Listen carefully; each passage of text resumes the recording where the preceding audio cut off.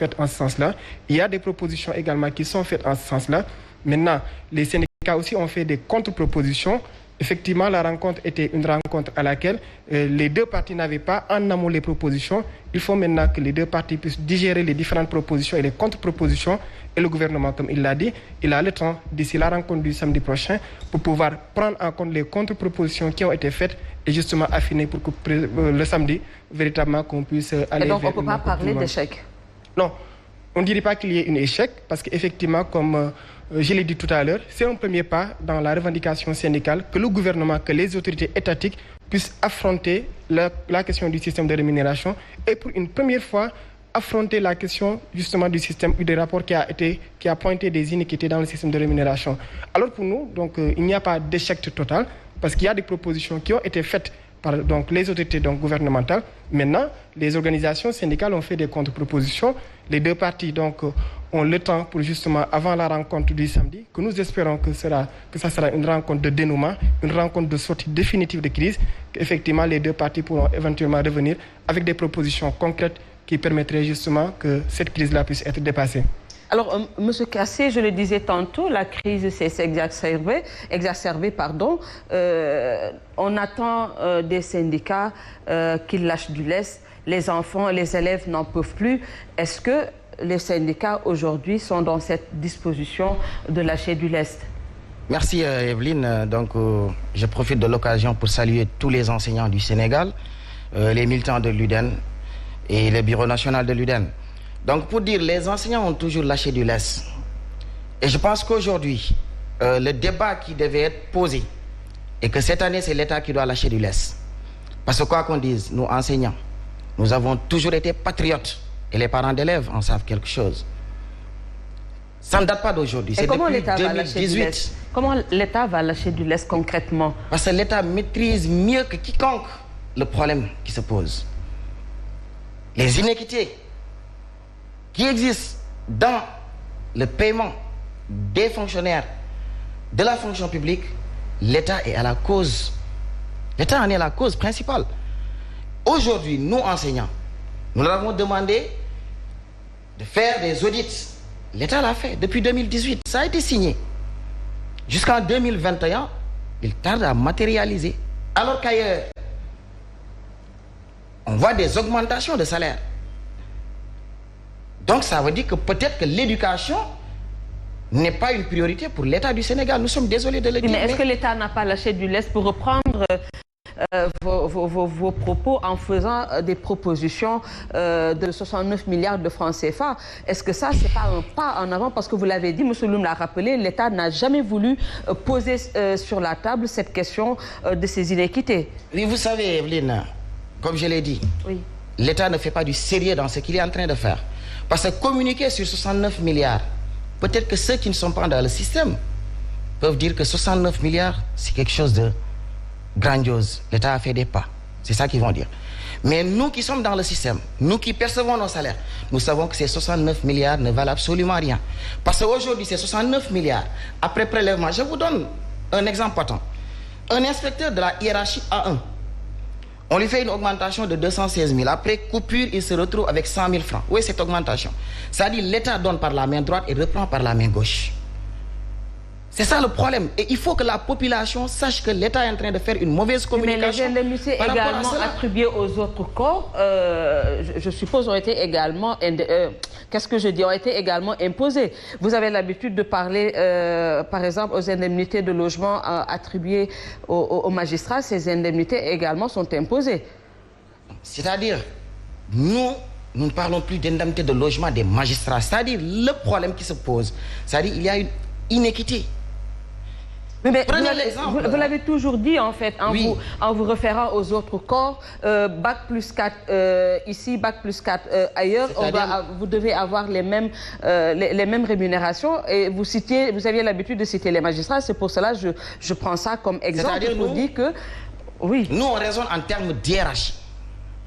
On raisonne en termes d'hiérarchie parce que la fonction publique est hiérarchisée. Mais tout à fait.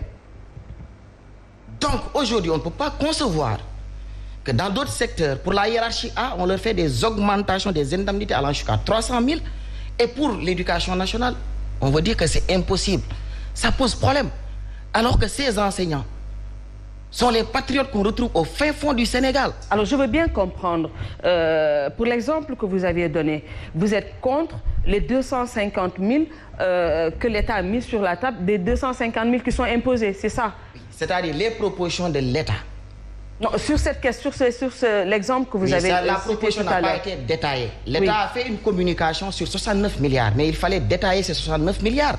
Si ces 69 milliards étaient détaillés, la population sénégalaise aujourd'hui allait comprendre mieux la chose. Parce que l'État, ce qu'il a proposé, c'est pour les inspecteurs 216 000, les PS, après paiement, ils vont se retrouver avec 100 000 francs, les inspecteurs. Les PS hiérarchie A1 toujours 195 000. On impose, ils se retrouvent avec moins de ça, en deçà. Les instituteurs hiérarchie B3, on leur fait une augmentation de 73 000. Après, donc vous me rejoignez, vous voulez qu'on enlève cette imposition? C'est-à-dire, c'est ça l'imposition, oui. La défiscalisation déjà de l'indemnité de logement. Et là, ça se pose.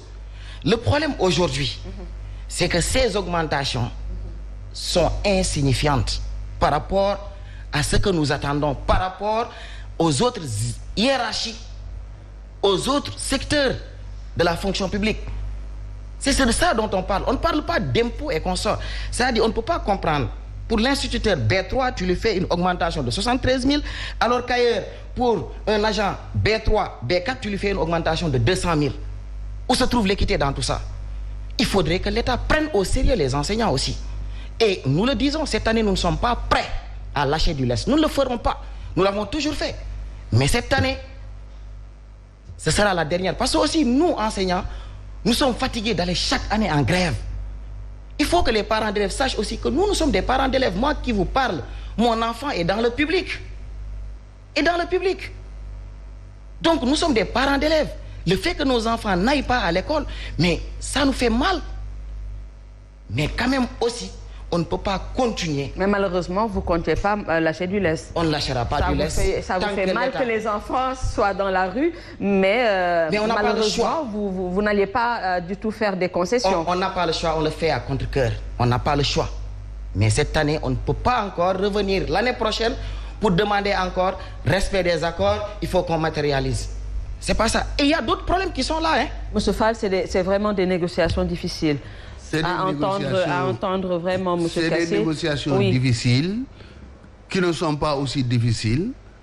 Difficiles parce que vraiment, ça nous plonge dans une crise qui ne met pas seulement l'école en danger, mais qui met toute la nation en danger. Parce que vous savez que l'école, c'est le cœur de la nation. Un pays où l'école ne fonctionne pas, c'est un pays qui va à la dérive. Parce que nous devons former des jeunes pour qu'ils prennent la relève. Mais si chaque année, nous sommes dans ces situations, n'est-ce pas, nous n'aurons pas quand même les intellectuels qu'il faut, les adultes, hommes et femmes qu'il faut, peut-être pour relever le défi de l'émergence. Il ne s'agira pas de sauver l'année pour sauver l'année, il s'agit de sauver l'école sénégalaise. Et moi, je dis que ce n'est pas difficile. Ce n'est pas difficile puisque le gouvernement reconnaît quand même qu'il y a iniquité sur le régime indemnitaire. Parce qu'il n'est pas normal que quelque part, vous voyez des gens qui ont des indemnités de 1 400 000, 500 000, que même les femmes des diplomates, on leur donne 500 000 francs et que les indemnités faramineuses, comme on dit.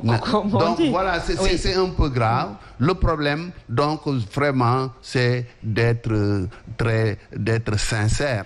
Et puis, le problème qui se pose aussi, quelqu'un me disait d'ailleurs, justement ce que j'ai dit, il ne faut pas sauver l'année, il faut sauver l'école. Parce qu'il y a ce problème entre le public et le privé. Moi qui vous parle, mes enfants sont au privé. La plupart de ceux qui peuvent, ils envoient leurs enfants au privé. Parce que vous savez, le public, c'est l'anarchie maintenant. Je l'ai bien dit au ministre lors de notre rencontre. Et c'est la faute à qui ?